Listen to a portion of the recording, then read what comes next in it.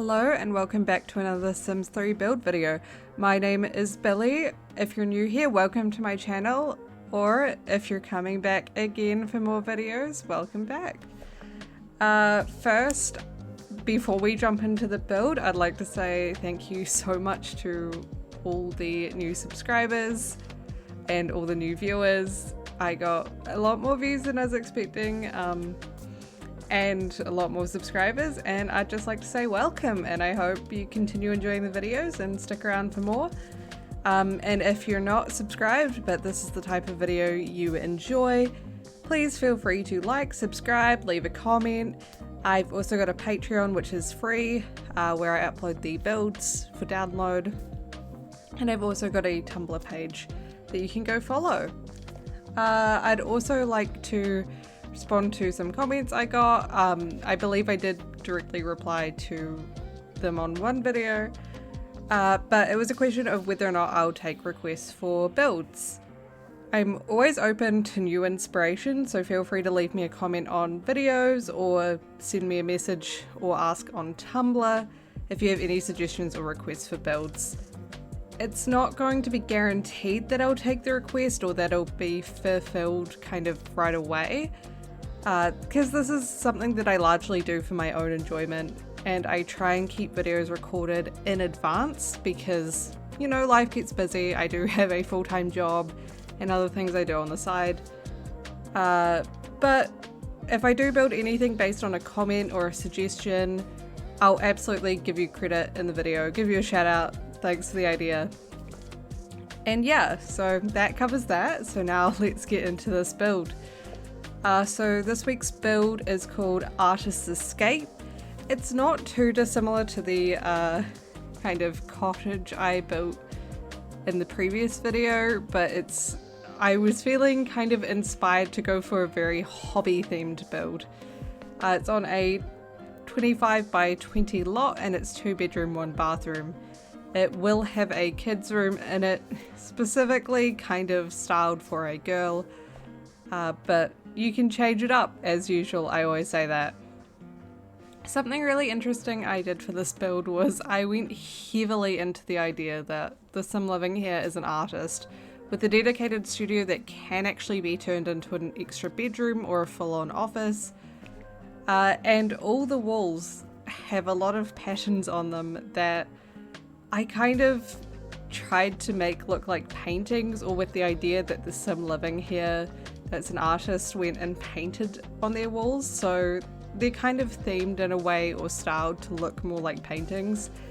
And there is a lot more custom content in this build, I will admit, but I was really feeling inspired after my last build and I just wanted to do a really artistic vibe studio. I did also consider making it kind of like a lakefront or beach build with like a nice dock, but I think that's something I might leave for later or do another time. I was inspired by a house I'd seen in real life, and I thought the big windows out the front in the area that's obviously going to become the studio where I place the easel was kind of perfect for, you know, letting the natural light in, which not every artist would necessarily prefer, but, you know, people watching, seeing out the front. And here I'm starting to get into the patterns on the walls. I didn't want to make it too excessive. Like, I kind of considered having a different theme for the kitchen, but I felt like the way it like changed between them wasn't really gonna get very smooth, so I wasn't a fan of doing that and ended up changing it. And I also thought that the pattern, and you know, I was going to make it a spare room and then it became the kids room. I just didn't like how red it was coming out. It seemed kind of harsh, but I do think I managed to use that pattern on the bed anyway because I do love it. And my particular favorite is the bathroom. It felt a bit out there to me when I was doing it, but then once I kind of settled in on the color scheme and got the pattern working on top, I absolutely adored it.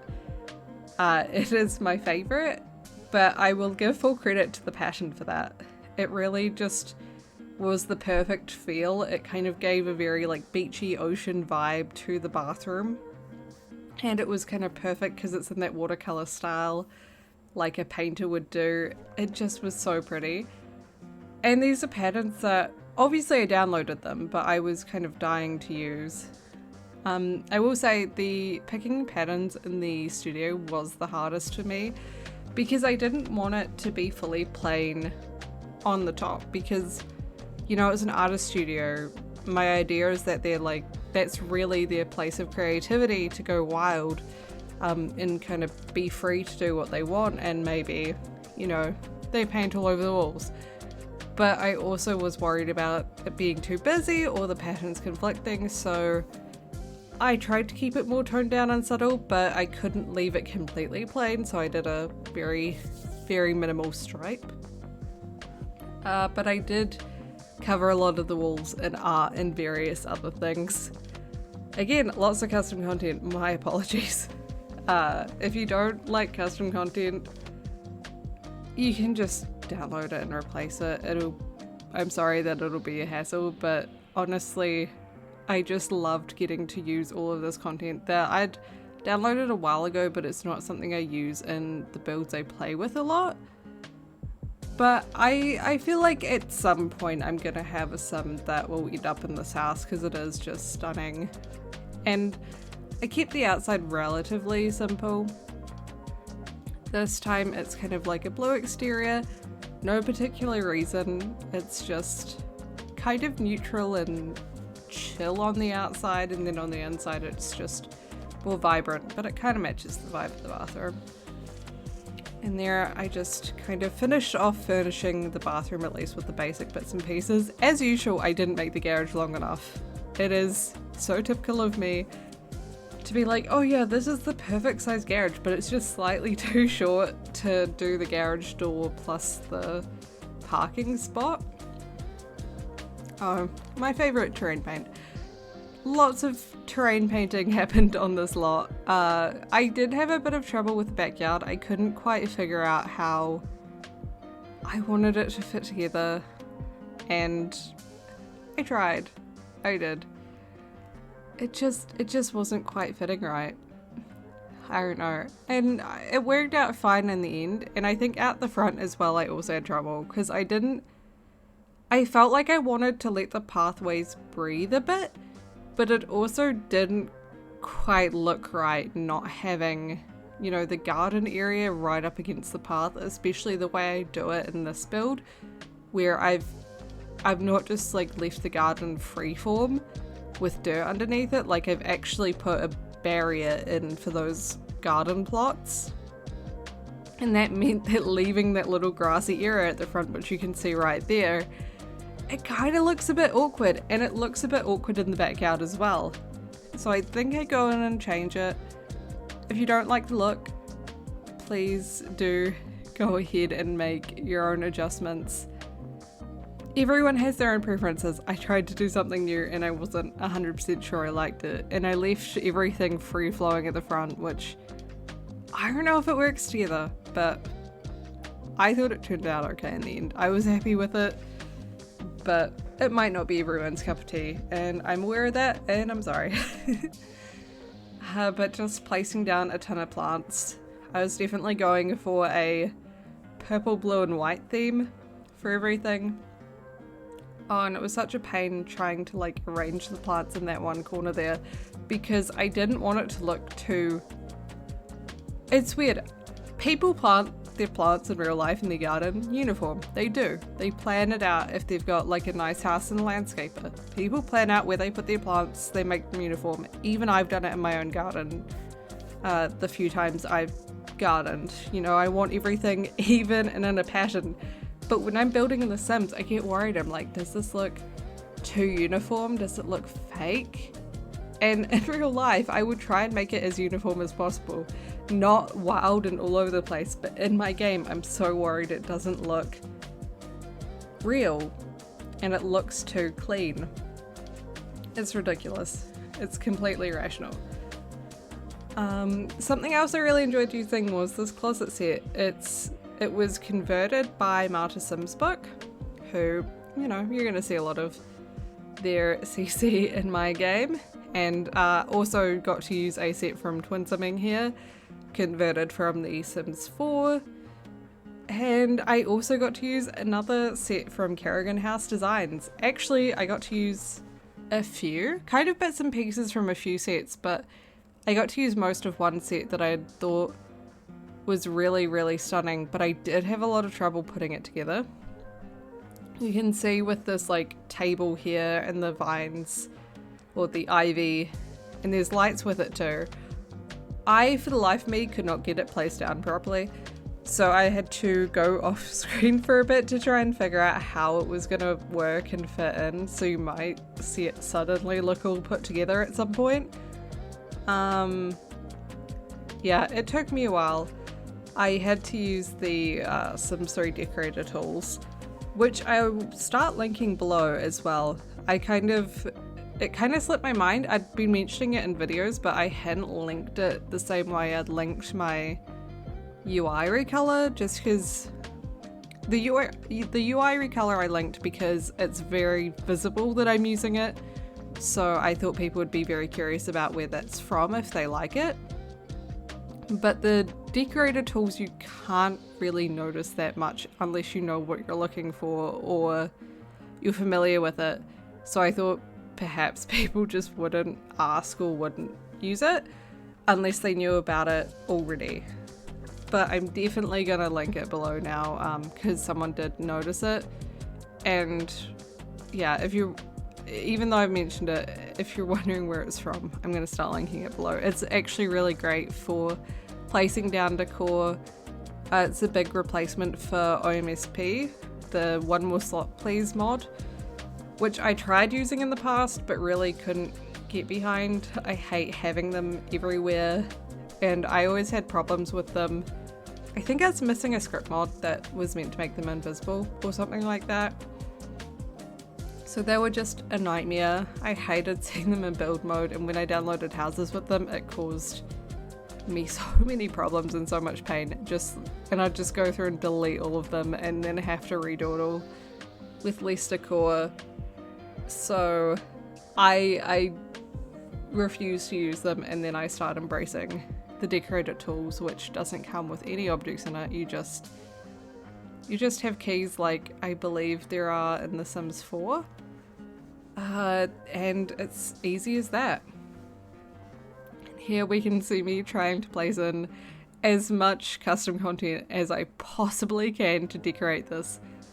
I got there in the end, even though I tried out various like desks and bookshelves and everything. I couldn't get everything to fit together, and I just had to accept that, number one, not everything's going to come into this, even though I think it's all gorgeous. Like, I love all of these pieces. For the most part, they're all Kerrigan House Designs.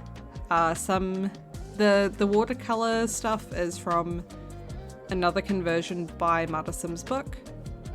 It's a watercolor set, but kind of some of those like painting books and things like that were coming from KHD. But yeah, and now I'm covering the walls in art. Those flower clip pictures really came in clutch, but it was so difficult for me to find them again to link them. Like, I suspected I knew who it came from. It's from Wandering Sims, who is also the creator of the patterns that I have throughout this build, and those are also going to be linked down below, like the rest of the custom content and store content as usual. But yeah, for some reason Google refuses to bring up anything from Wandering Sims. I can't figure out why, but Google just will not, for the life of it, return it. Even if you get the search exactly, even if you include the name of this Tumblr, Google refuses to like serve it to me. And it's so frustrating, which is also how I normally figure out that it's something from them, is if I Google it with the exact name and I can't find it. It's so painful.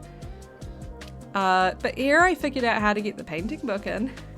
Just put it on the dining table, which honestly makes sense. I when I used to be into painting, I never had a studio or anything like that, but I did kind of paint everywhere and anywhere.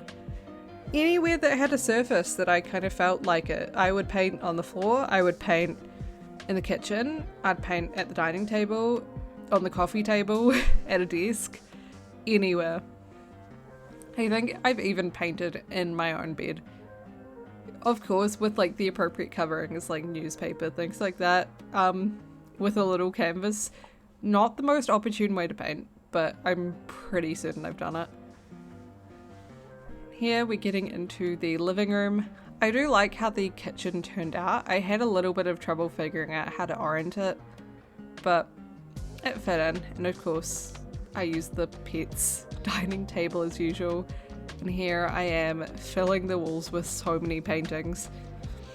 Similarly with the patterns on the walls, I tried to get paintings that kind of looked similar in style to each other and could plausibly be, you know, the idea that the sim in this house has painted them and put them up for display. So a lot of them are very floral, like the floral patterns that are on the walls. A lot of them are, you know, similar tones. I tried to make it work. And yeah, I completely just... I think this was the moment I decided it was going to be a kids' room when I put down the university items, but then it just wasn't with the pattern on the wall, and I thought that flower lamp was really cute, which is again from Carrion House Designs. I thought it was really cute. I kind of wanted to use it, but nothing. The university items were just too modern for a house that's as stylized as this.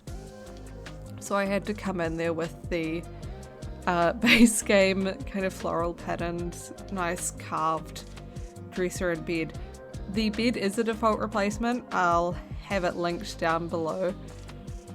You don't have to use it. If you don't use it, it just has those taller bedposts and the flower on the end, which I think would still look really good.